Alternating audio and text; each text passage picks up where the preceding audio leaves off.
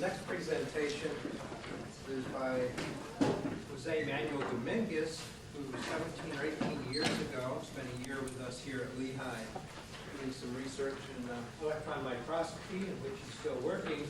He works on a large number of areas in catalysis now at Pemex, if it's still called that. These companies often change their names, at least in the United States, as they merge or whatever.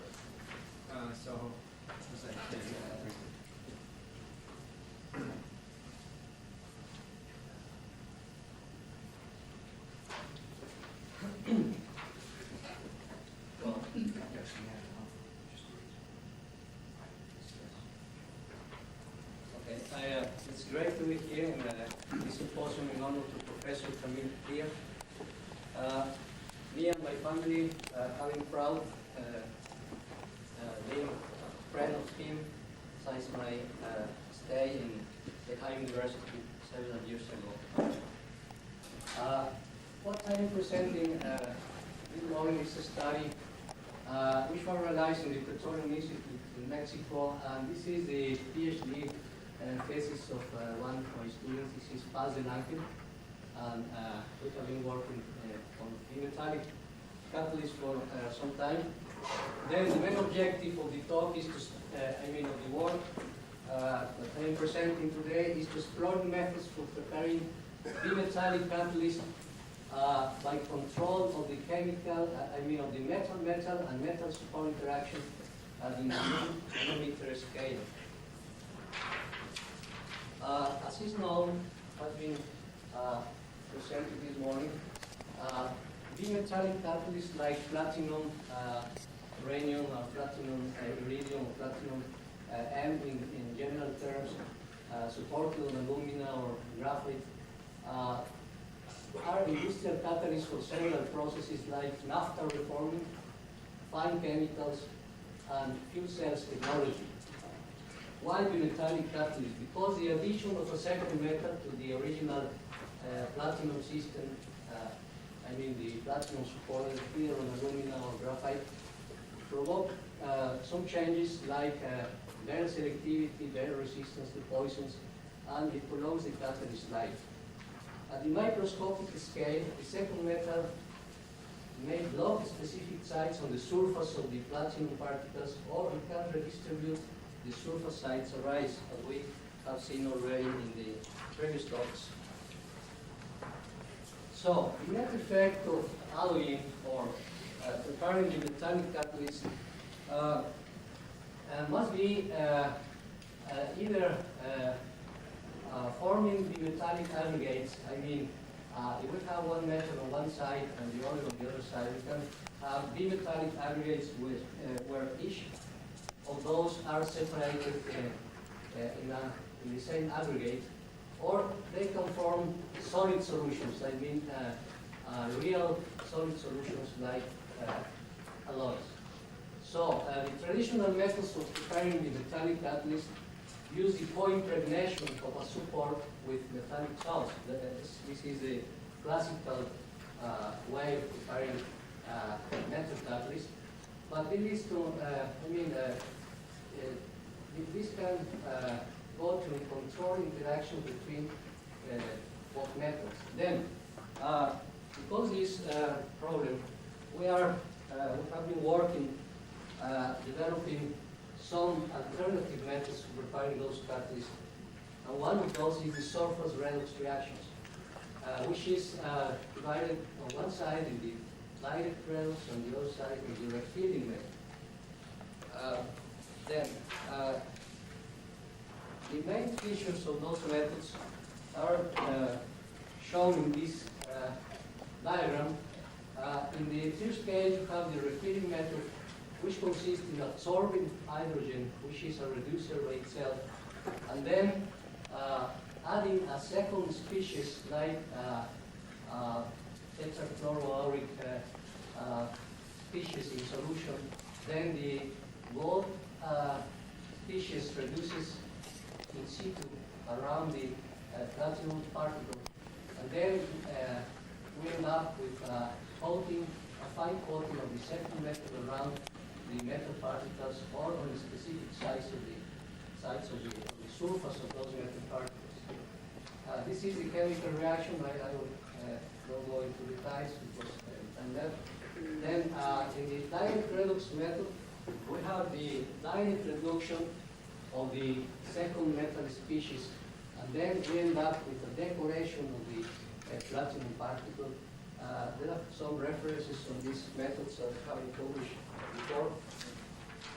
And then in this work, we use a battery of techniques like the X-ray diffraction, high-resolution electron microscopy, and single particle analysis, named energy dispersion spectroscopy, to characterize the bimetallic aggregates prepared by the surface redox reactions. Then, one important point when we use the microanalysis techniques is the energy resolution of the system, because in the case of platinum and gold, when you obtain a EDS spectrum, you have the lines coming from the platinum and the gold, which are very close one to the other. Then the problem is to separate the signals in order to perform the analysis correctly. Then what I am showing you here is the experimental spectrum EDS obtained from platinum gold particle, and then you can see that the signals are three-word results. Then this technique was used to characterize the materials that we prepared. As I mentioned before, here we have the analysis of the particle size of those bimetallic aggregates. The first one is the parent catalyst, I mean the platinum and graphite catalyst, where you see a maximum around 4 nanometers in size. But when you add the second metal, as you see in the other pictures, you see that the mean particle size tends to increase. Then that means that there are some kind of coalescence between the particles, and this increases the mean particle size. In order to understand what is going on, we perform some theoretical calculations using Monte Carlo methods. And this picture shows you the results obtained when you leave a set of platinum atoms interact with the graphite surface. And in this case, you suppose a Lennard-Jones type of potential. And then you end up with some raft when you work with a set of 23 atoms. I must say that this case consider the interaction between platinum and graphite, and not the interaction that Dr. Giacomo showed before between platinum and aluminum. Then the main point here is that the super material can make the difference. In this case, we end up with a raft pretty well stable in a graphite support, and then the raft is possible in another support. Also, you can end up with three-dimensional structures, and you can see that when you increase the number of atoms interacting, you can have three-dimensional particles, and that's the mechanism of forming metal clusters supported in either in graphite or aluminum or whatever. This is the same result seen from the axis perpendicular to the support face, and then you see that the form in general is not very regular, it can change. And when you add a second method to the previous cluster, using this method for calculating the interaction between gold and platinum, you end up with a distribution of the gold atoms, in this case are the yellow circles, around the cluster of platinum, which is the blue one. And then you see that the distribution of the second metal in the cluster, in the platinum cluster, is rather random. I mean, there are no specific sites on the platinum particles, at least in this case. When you use more realistic cluster shapes, previous one was imperfect full cahedron, which is typical of platinum. Now you can see a irregular shape of the platinum cluster, and you obtain about the same result. That means the gold atoms are distributed around the platinum cluster at random. Then, by performing those analyses, you can obtain composition of things, but the main point here is that the gold doesn't seem to go through specific phases in the case of this system. Then, in order to show you now the experimental results we obtained, I will show you the first slide, please.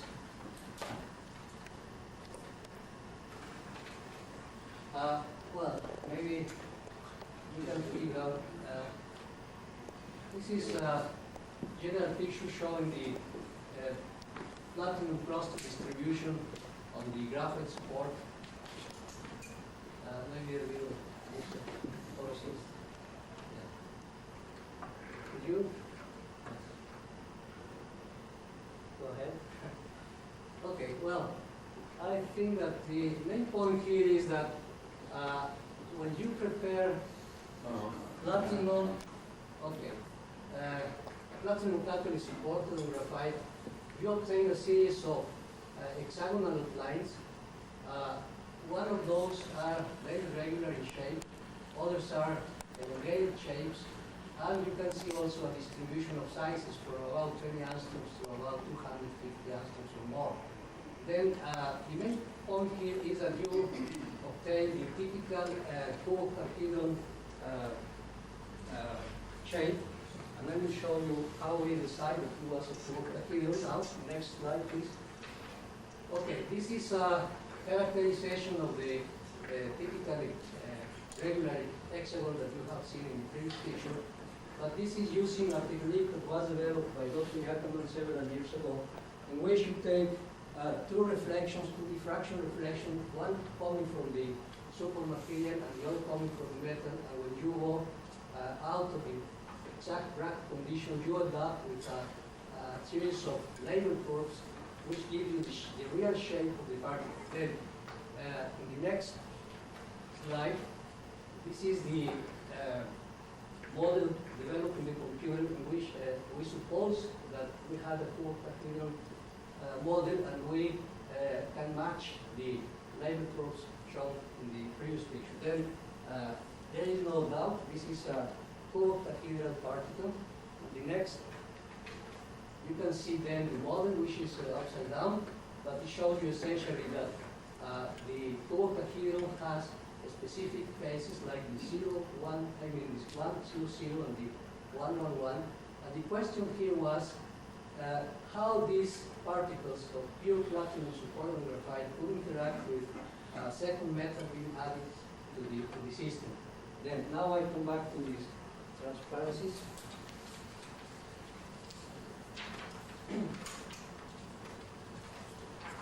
Then we prepare the platinum gold system supported on graphite following the direction that we had before.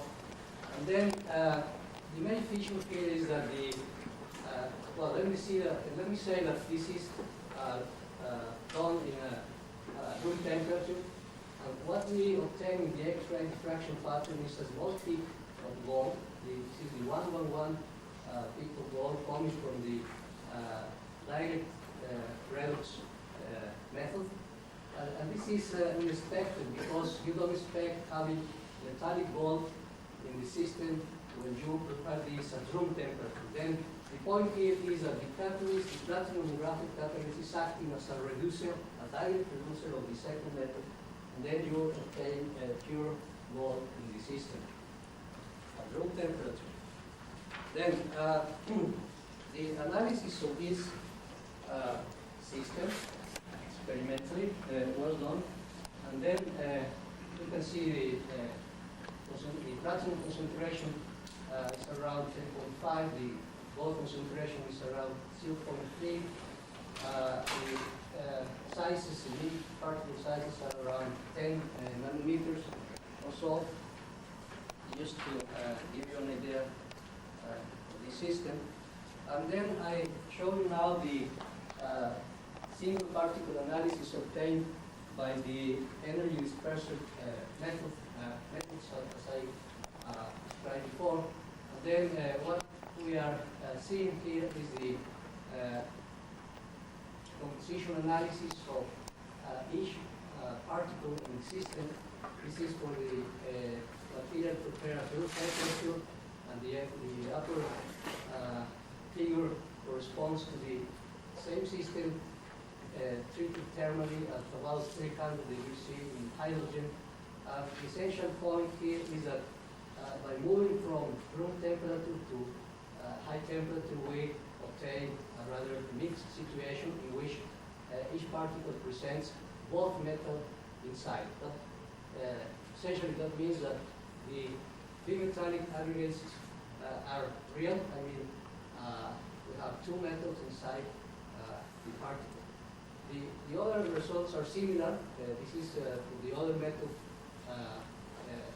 the other superreduction method.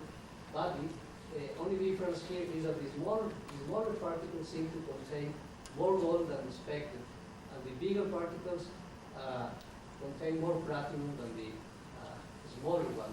This is the opposite situation depending on the size of the particles. Then, this is summarized in this table. If you see the column on the right-hand side, you can see that the ratio between gold and platinum is rather different than the mean composition obtained by the traditional chemical techniques. So, when we observe this in the high resolution microscope, we obtain that the metallic aggregates corresponding to the platinum gold systems do not show any lattice distortion or lattice misfit. We can follow the periodicities, the lattice periodicities across the particles from one side to the other, and you cannot be sure that there are some variations of the periodicity that you expect when you are alloying two components. Then the main conclusion here is that gold might be present on the top of the metallic aggregates, but there are rather single atoms decorating the surface, but you cannot be sure that there is a lattice modification of the system. That's the main point that we are showing here. However, in some cases of the same solid, you can obtain different situations. For example, here you have a bimetallic particle in which on one side you have the platinum concentrated on the left-hand side and the gold concentrated on the right-hand side. Then it's possible to have both metals interacting in the same particle when you treat this system at higher temperatures. Okay. Now, when we prepare this system using a final technique with the aid of solvents, we have a summation effect in the initial solution, which helps to form, to enhance the interaction between the gold and the platinum. And what you see here is that the original gold bit appearing, corresponding to the 111 plane is now shifted to the right-hand side. And this means that you are alloying in both metals in this case. And then this is a proof that alloying is possible by using the solvents instead of the first method. And then the interaction is increased. Now, the final test that we did to obtain or characterize the interaction between both metals was the catalytic test. Because this is important because the organic molecule sees the surface of the metal aggregates, And as gold is not active for some of those reactions, you can figure out what is happening in the top of the particles, I mean on the surface of the metal particles, by measuring the reaction product. For instance, we use the M10 reforming 490 degrees C as a reaction test in the former monometallic catalyst and then the bimetallic system. What you see here is that essentially the conversion rate of N-octane decrease in function of the time, which is typical of a catalyst because you are deactivating because the position of carbonaceous species on the surface. But what is amazing is, in this case, that we start seeing that the conversion oscillates with time. And that's very important, as Dr. Songe mentioned in the first talk. The catalyst surface may be changing during the reaction. And that's the main point here. And why it's changing? Maybe because the exothermicity of the reaction itself provokes surface reconstruction or jumping of metal atoms on the surface. And then there is a reconstruction, and then we obtain a rather oscillating behavior. Then this is a nice demonstration that the metal surface is changing during the reaction. Now, the same thing is confirmed by the selectivity curves. This is the same reaction.